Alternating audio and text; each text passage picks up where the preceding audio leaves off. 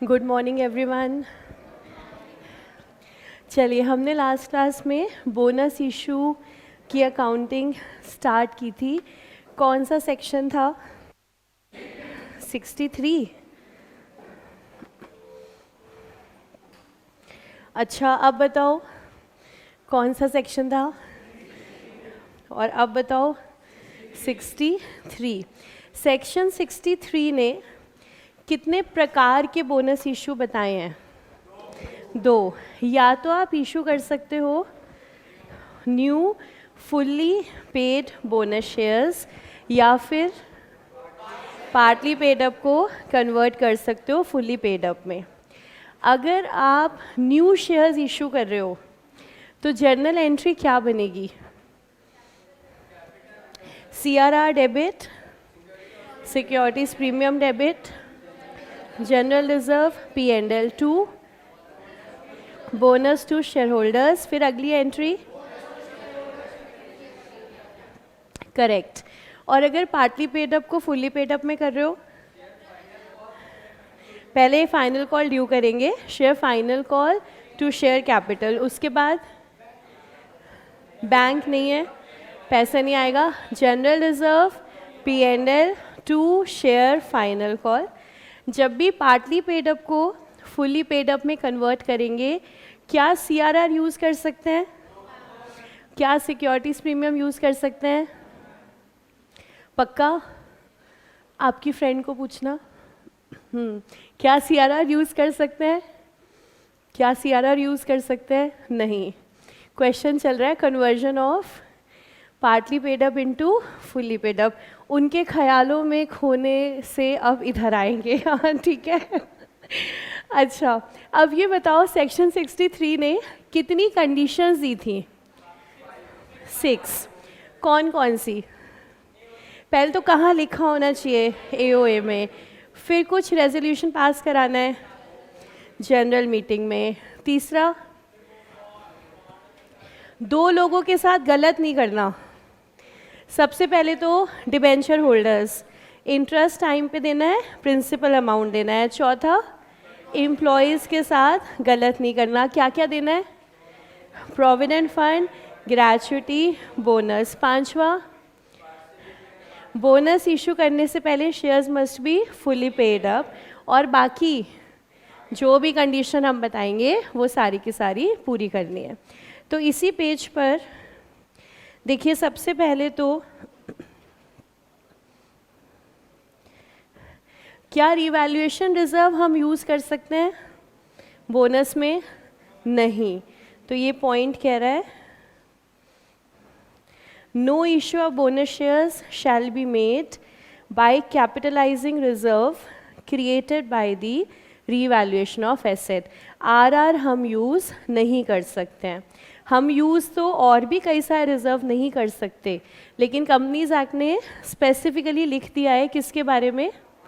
RR के बारे में। इसमें कोई कन्फ्यूजन आ रहे, हम इसको यूज़ नहीं कर सकते। उसके बाद इसी पेज पर point number 3, bonus shares shall not be issued in lieu of dividend. Company कह रही है हमने आपको इस साल बोनस दिया, खुश रहो, मस्त रहो, आबाद रहो, डिविडेंड की अब कोई बात नहीं होगी। तो लॉ ने क्या कहा? ऐसा नहीं कर सकते आप। शेयर होल्डर्स का हक है किस पर? Dividend per. डिविडेंड तो आपको देना ही होगा। आप बोनस दें या बोनस ना दें वो आपकी मर्ज़ी, लेकिन आप उनको बोलें कि हम डिविडेंड नहीं दे रहे। क्यों? क्योंकि हमने आपको बोनस दे दिया, खुश रहो। तो शेयर होल्डर्स क्या कहेंगे? अपना बोनस अपने पास ही रखो, हमें नहीं चाहिए, हमें हमारा क्या दे दो तुम?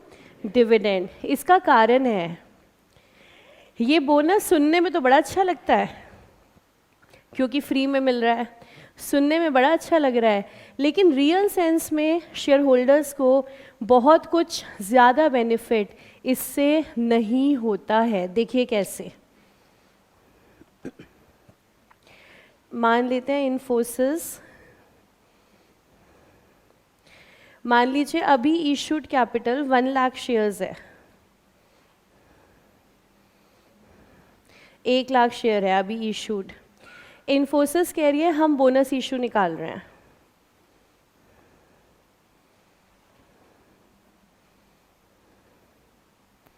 हर 5 के बदले 1।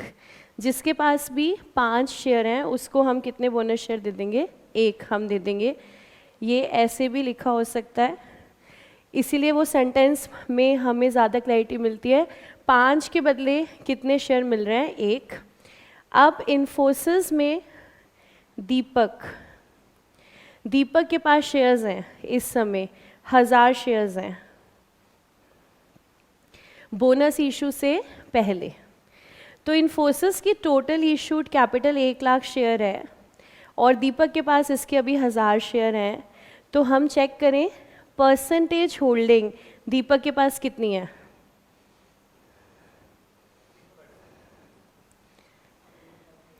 दीपक के पास है 1000 शेयर और कंपनी के टोटल इशूड शेयर्स हैं 1 लाख।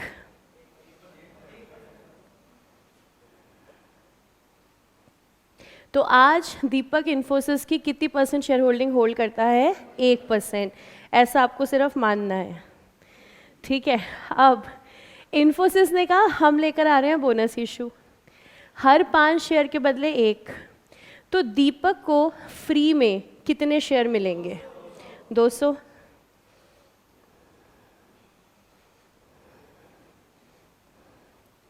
हर 5 के बदले 1 तो 1000 के बदले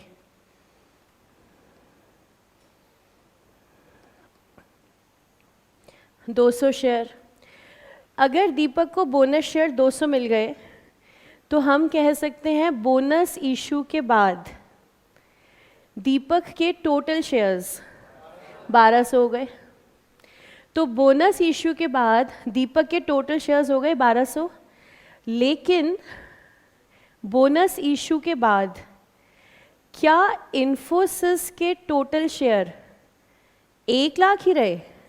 नहीं, कंपनी का इशूड शेयर कैपिटल बढ़ गया क्योंकि कंपनी ने बोनस दिया। हर 5 के बदले 1 तो 1 लाख के बदले, हर 5 के बदले 1 तो 1 लाख के बदले 20,000।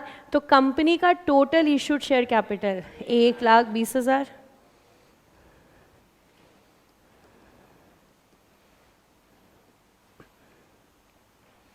तो आफ्टर बोनस दीपक के पास हो गए 1200 शेयर, इन्फोसिस के टोटल इशूड हो गए,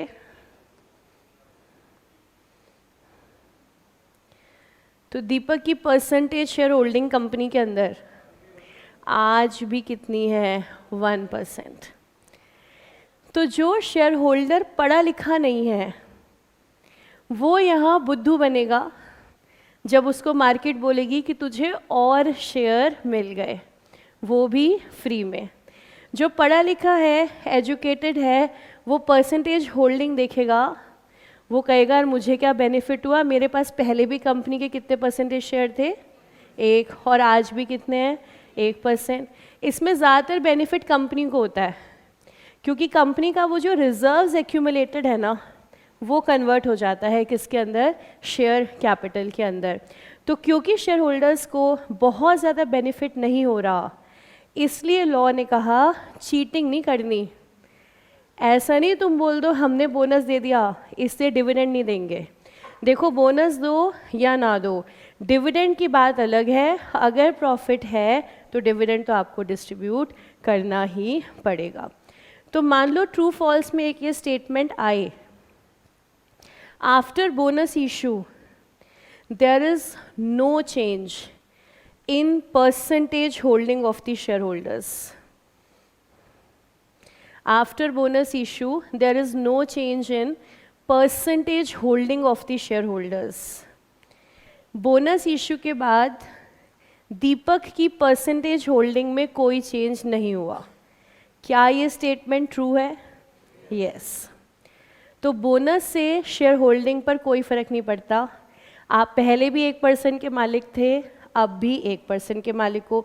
लेकिन शेयर्स तो बढ़ गए आपके, लेकिन साथ साथ कंपनी के भी बढ़ गए।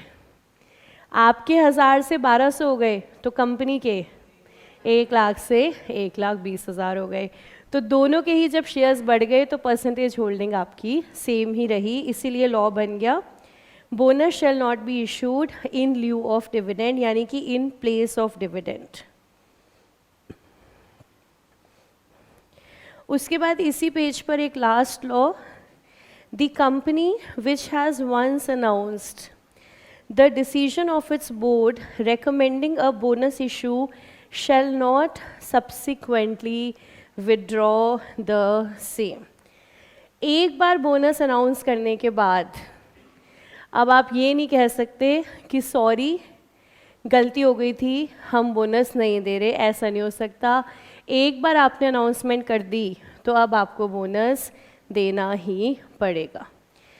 ऐसा हो सकता है आपने मम्मा से पूछा घूमने जाने के लिए फ्रेंड्स के साथ, मम्मी ने हाँ कर दी, आपने आगे कमिटमेंट कर दी। अब मम्मी ने आपको कहा कि नहीं नहीं वो मैं तेरे को हाँ करी थी ना, मना कर दे, पापा गुस्सा कर रहे हैं, तो आप क्या कहोगे? आपका पहला वार क्या होगा? नहीं नहीं मम्मा ऐसे नहीं, मैंने आगे बोल दिया। अब आपने हाँ कर दिया, अब आप अपने आप पापा को मना लो, हमें नहीं पता, हम तो जाएंगे। समझ रहे हो? एक बार डिसीजन देने के बाद विड्रॉ करना आसान नहीं है, लॉ ने मना कर दिया, विड्रॉ नहीं कर सकते। तो ये हमारा लॉ कंप्लीट हुआ बोनस इशू पे। अब ये बताओ होमवर्क क्वेश्चंस हो गए थे? किसी में कोई डाउट? अच्छा, एक चीज़ आपने ऑब्जर्व करी होगी, सारी बैलेंस शीट में ना कैश एंड कैश इक्विवेलेंट नहीं होगा, क्योंकि देखो कैश में बहुत सारे हिस्से हो सकते हैं। हमने तो सिर्फ कितना कैश दिखाया है? जो फाइनल कॉल का आया है। तो अगर नहीं भी दिखाएं कैश एंड कैश इक्विवेलेंट तो चल जाएगा, लेकिन आपको पता है हम सीए के पेपर में रिस्क उठाना अवॉइड करते हैं, इसलिए हमने क्लास में यही सीखा है कि कैश एंड कैश इक्विवेलेंट हम दिखा दें। लेकिन हो सकता है कहीं मॉड्यूल में भी आप देखो नहीं है, कहीं सजेस्टेड आंसर में भी आप देखो नहीं है, कहीं होगा कहीं नहीं होगा। वो उसका कारण है क्योंकि कैश में तो बहुत ट्रांजैक्शंस होंगी ना, हमारे सामने सिर्फ एक ही आई हुई है फाइनल कॉल वाली। तो अगर नहीं दिखा दें तो शायद मार्क्स नहीं कटेंगे, लेकिन रिस्क नहीं उठाते तो हम हमारे आंसर में दिखा देंगे कैश एंड कैश इक्विवेलेंट। ठीक है, apart from this any other doubt? Homework questions? तो चलिए एक क्वेश्चन और करते हैं, 6th का second. A limited company having fully paid up capital of 50 lakh, equity 10, general reserve of 9 lakh. It was resolved to capitalize 5 lakh out of general reserve by issuing fully paid bonus share, each shareholder to get 1 for every 10 share. इसमें क्या problem आई? Solution set में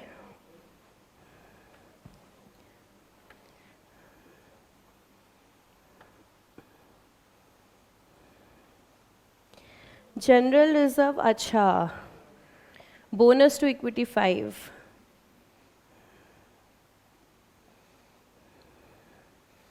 ठीक है, इसके regarding WhatsApp कोई नहीं आया आपकी तरफ से मेरे पास, जबकि वो मैसेज मेरे पास रात को 12 बजे आ गए थे डेट शीट के कि मैम इज़ दिस ट्रू और fake.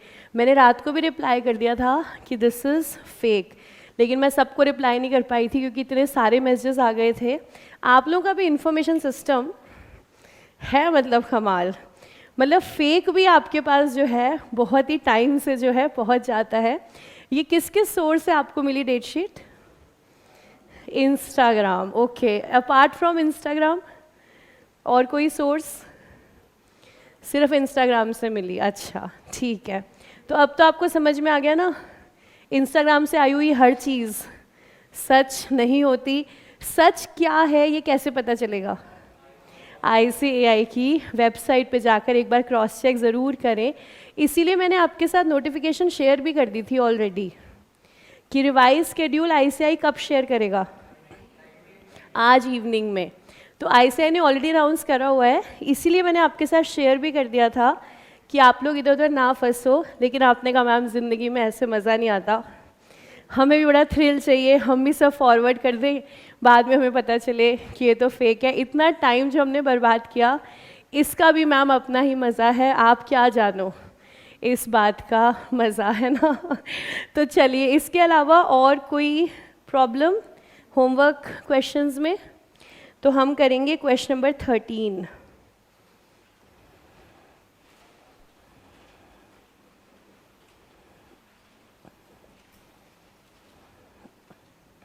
Mobile Limited has authorized share capital of 1 lakh equity shares of rupees 10 each. Page number 361. The company has already issued 60% of its capital for cash. तो 1 लाख में से 60% आप issue कर चुके हो, मतलब 60,000 shares हमारे इशूड हैं। तो ऑथोराइज्ड है 1 लाख शेयर्स और अभी तक इशूड हैं हमारे 60,000 shares. Now the company wishes to issue bonus in the ratio of 1:5 to its existing share holders. तो जिसके पास 5 हैं उसको मिलेगा 1 शेयर, तो जिसके पास 60,000 हैं उसको मिल जाएंगे 12,000 shares. The following is the status of reserves and surplus. तो हमारे पास बहुत सारे रिजर्व्स हैं। अगर हमारे शेयर्स हैं 12,000, फेस वैल्यू है 10 रुपये, तो हमें पैसे कितने निकालने पड़ेंगे? 1,20,000। देखिए कहाँ कहाँ से निकालेंगे। सबसे पहले CRR से पूरा 80,000, उसके बाद सिक्योरिटीज़ प्रीमियम से कितना? 40,000। ठीक है, बोनस इसका मतलब बनता है 12,000 शेयर्स का, वैल्यू आ गई है 1,20,000। सबसे पहले CRR यूज़ करेंगे 80,000, फिर प्रीमियम यूज़ करेंगे 40,000। अब देखिए हमसे पूछा क्या है, what is the number of bonus shares to be issued? Number of bonus shares is 12,000।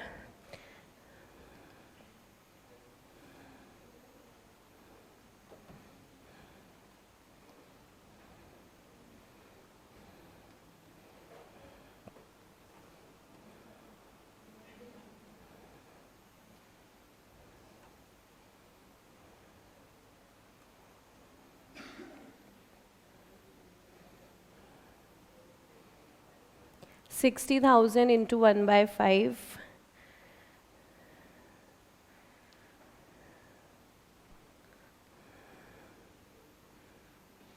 सबसे पहले हमसे पूछा है what is the number of bonus shares. Bonus shares आ गए 12,000।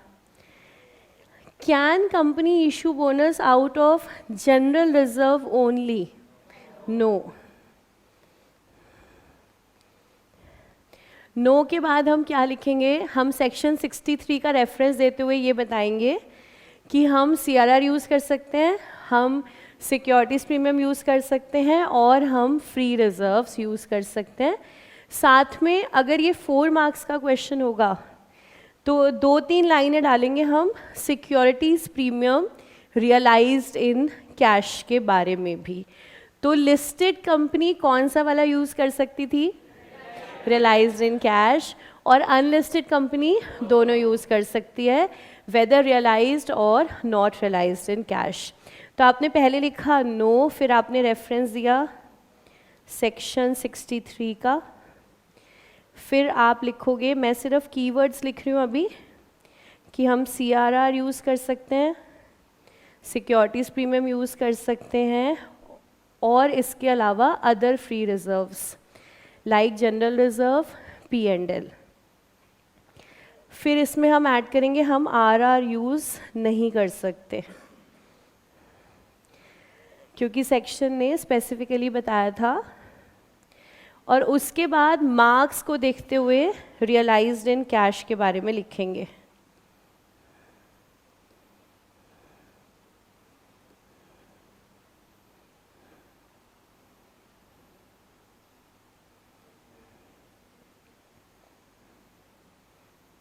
अगर 4 नंबर का है तो लिखेंगे, उससे कम है तो फिर हम नहीं लिखेंगे।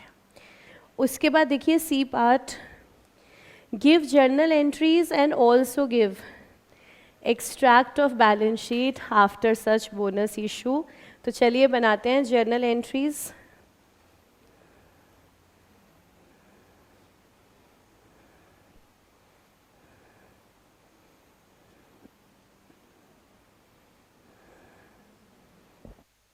डायरेक्टली बोनस इशू की जर्नल एंट्री बनानी है तो सिर्फ 2 ही बनेंगी। पहले रिजर्व से पैसा निकाल लेते हैं, फिर शेयर्स इशू कर देंगे।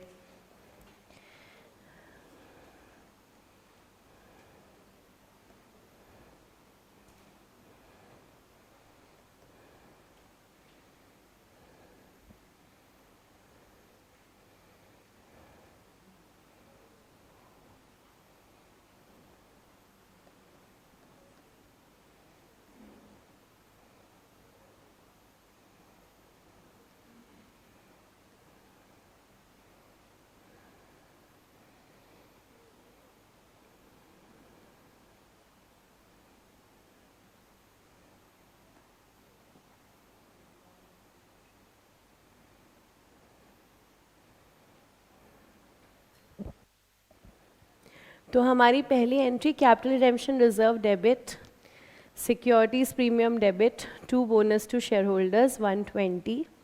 इस एंट्री की नरेशन क्या लिखते हैं हम, being bonus shares issued as 1 for every 5 held by utilisation of reserves as per board's resolution number. ठीक है, लिखने की ज़रूरत नहीं है, एक बार फिर से बोल लेते हैं। इसकी नरेशन क्या होती है, being bonus shares issued as 1 for every 5 held by utilisation of reserves as per board's resolution number. अच्छा, अब ये बात सच्ची सच्ची बताओ, SPR किस किस ने लिखा है? सब चेक कर लो, जिसने लिखा है ना उसके दोस्त एक एक लगाएंगे उसको। नहीं ऐसे कोई देखे, लेकिन आप कोई इसमें मौका नहीं लेंगे, जिसने लिखा है उसी को ये काम करना है। हाँ, सिर्फ दोस्त एक एक लगाएंगे और याद दिलाएंगे। क्या अब SPR है? नहीं, क्या है? SP। अच्छा, अब दूसरी चीज़ चेक करो, लेकिन इस बात पे लगाना नहीं है, ठीक है, सिर्फ चेक करना है। क्या आपके दोस्त ने सिक्योरिटीज प्रीमियम के साथ ब्रैकेट में ये तो नहीं लिखा रियलाइज्ड इन कैश? ब्रैकेट में नहीं लिखना, ठीक है, जर्नल एंट्री में बिल्कुल नहीं लिखना रियलाइज्ड इन कैश या नॉट रियलाइज्ड इन कैश। सिर्फ क्या लिखना है हमने, सिक्योरिटीज प्रीमियम अकाउंट डेबिट। चलिए अब बनाते हैं दूसरी एंट्री।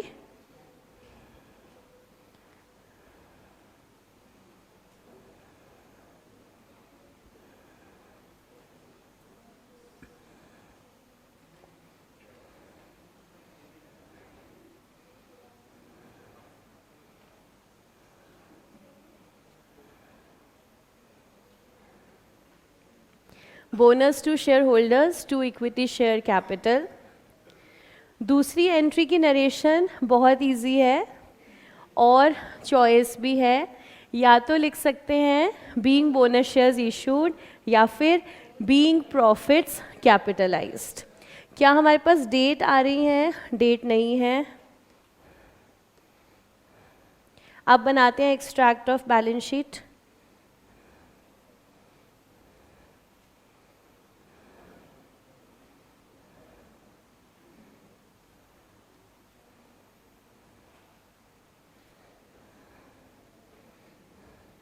बैलेंस शीट एक्सट्रैक्ट की भी डेट नहीं है।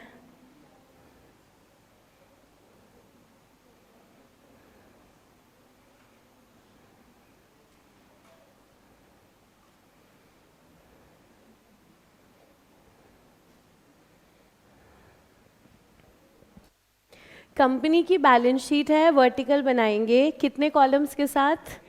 3 कॉलम्स की हेडिंग क्या क्या है? Particulars, notes to accounts and amount.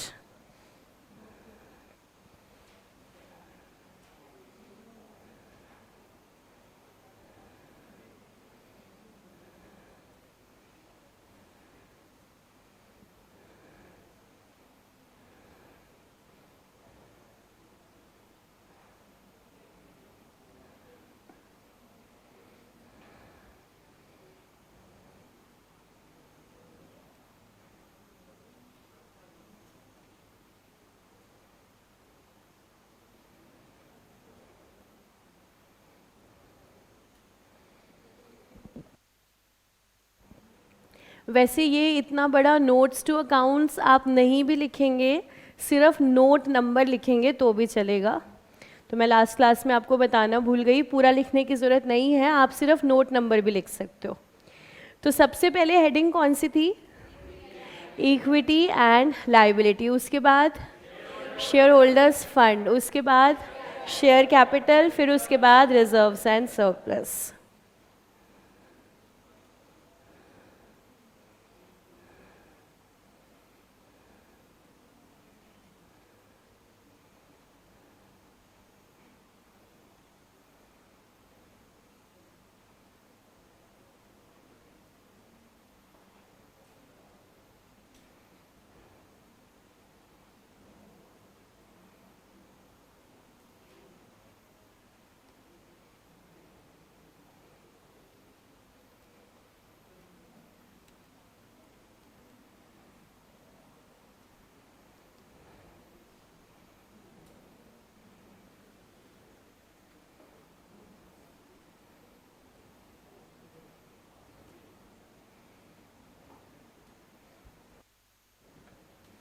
Reserves and surplus के बाद जो चीज़ हमें कभी भी नहीं मिलेगी क्वेश्चन में, वो क्या था? Money received against share warrant.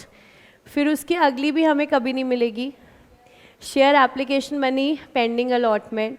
फिर उसके बाद हेडिंग है नॉन करंट लाइबिलिटी और उसके बाद है current liability. Non current liability में हमें डिबेंचर्स मिलेंगे under the heading of long term borrowings. पर देखिए इस क्वेश्चन में और कुछ भी नहीं है, liability side complete. How about assets? यहाँ पर तो कैश भी नहीं आ रहा है, तो ना कोई नॉन करंट एसेट है ना करंट एसेट है, यहीं पर हमारा टोटल आ जाएगा।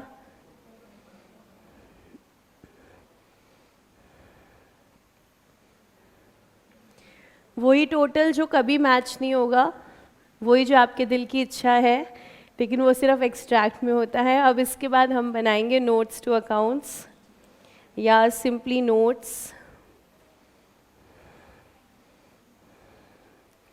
सबसे पहले एक लाइन अमाउंट सारे एक साथ आएंगे सारे नोट्स के।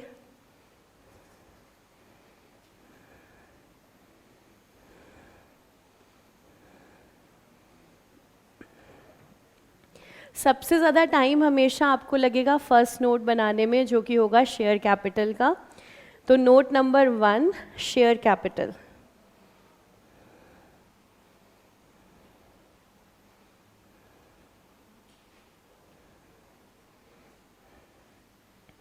इस नोट को स्टार्ट करेंगे हम ऑथोराइज्ड शेयर कैपिटल से, और डिटेल देने के बाद डबल लाइन, वो टोटल का पार्ट नहीं बनेगा।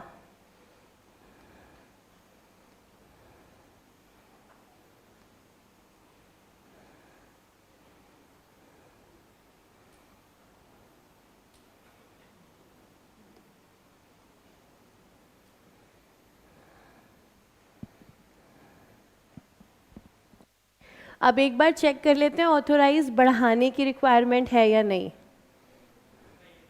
नहीं है। देखो टोटल ऑथोराइज 1 लाख शेयर्स हैं, हमारे पास 60 ऑलरेडी थे, 12 हमने और किए हैं, तो टोटल अभी 72 ही इशूड हैं, और ऑथोराइज 1 लाख है, तो हमें उसको नहीं बढ़ाना है। So authorise share capital 1 lakh equity shares of 10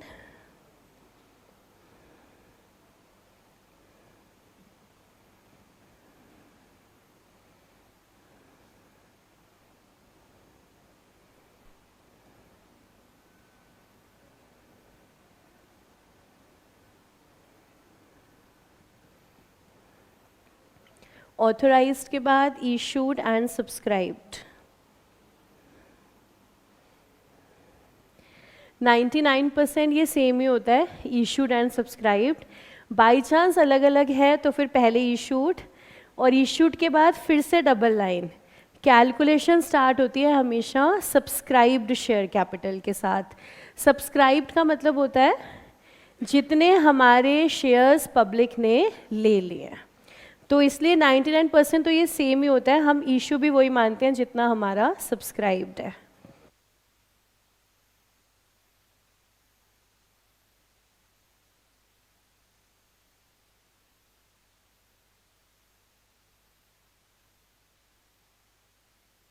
72,000 equity shares at 10 each.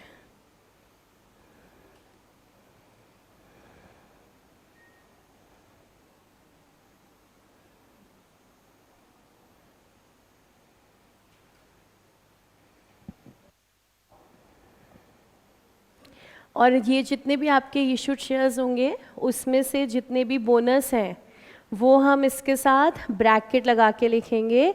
Out of the above 12,000 shares are issued as bonus.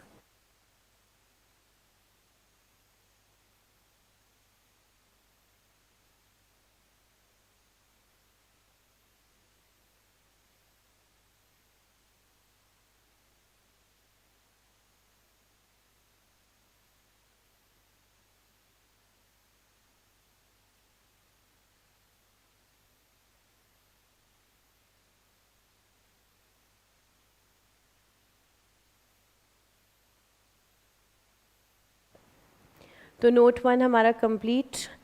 Total share capital 720.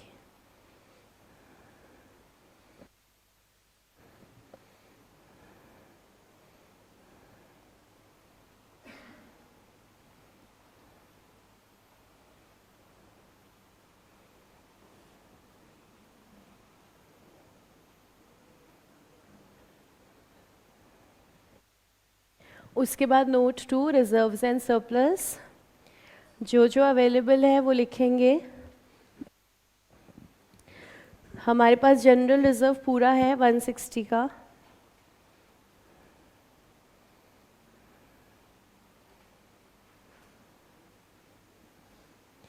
Plant revaluation reserve भी कंप्लीट अवेलेबल है.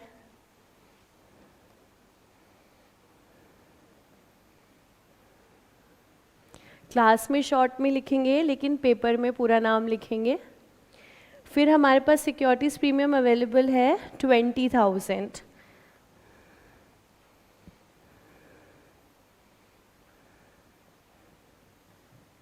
नोट में भी आपको ब्रैकेट में नहीं लिखना है रियलाइज्ड इन कैश.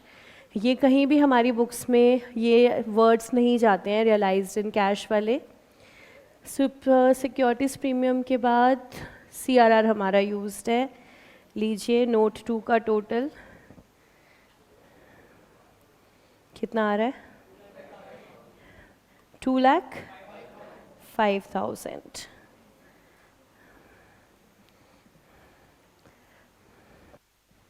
तो आप देखेंगे ना कि सुनने में शायद लगेगा कि एक्सट्रैक्ट बनाना है मुश्किल होगा. ऐसा कुछ भी नहीं है. ऐसा कुछ भी नहीं है. मोस्टली तो आपको यही 2 नोट्स बनाने हैं, शेयर कैपिटल और रिजर्व एंड सरप्लस. मुश्किल इसमें कुछ भी नहीं है.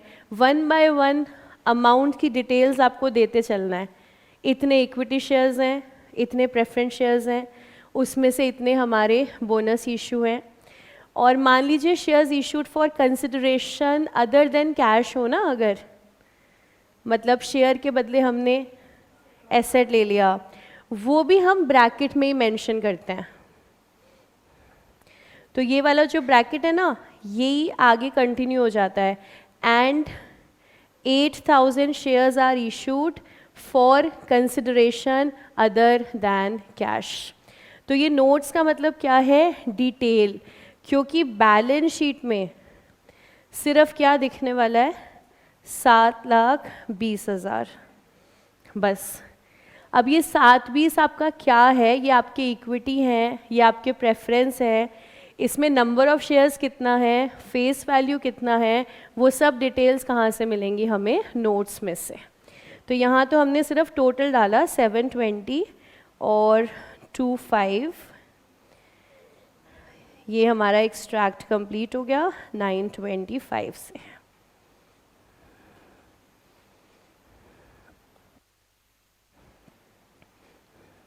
ठीक है, इसी के साथ हमारी बोनस की अकाउंटिंग भी कंप्लीट हो गई. इतनी ही सिंपल सी हमारी अकाउंटिंग है बोनस इशू ऑफ शेयर्स की.